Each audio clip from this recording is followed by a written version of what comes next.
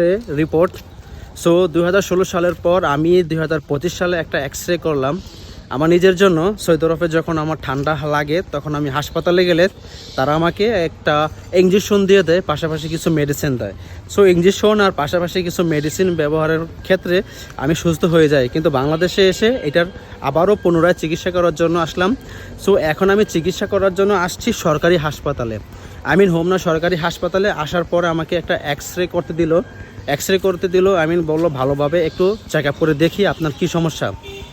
So আমি X-ray করে নিয়ে আসলাম। তারা রিপোর্টটা দেখে অল্প কিছু মেডিসিন দিয়ে দিল, বললো ঠিক হয়ে যাবে, এটা অ্যালার্জি থেকে হয়েছে। এবং আমি ছোটোখাটো সমস্যা হলে সরকারি হাসপাতালে চিকিৎসা করাই, আর আমি প্রাইভেট হাসপাতালে খুবই কম চিকিৎসা করাই। তার কারণ হচ্ছে প্রাইভেট হাসপাতালে ভিজিটও বেশি, চেক আপও বেশি, মেডিসিনও বেশি। সরকারি হাসপাতালে আপনার মেডিসিনও কম, ভিজিটও কম এবং চেক আপও কম। তার জন্য আমি মনে করি হেল্পফুল হবে সরকারি হাসপাতালের চিকিৎসা। সো আপনারা যারা চিকিৎসা করাতে চান ছোটোখাটো সমস্যার জন্য সরকারি হাসপাতালে চলে আসুন, অবশ্যই একটা সাশ্রয় ভালো চিকিৎসা পাবেন।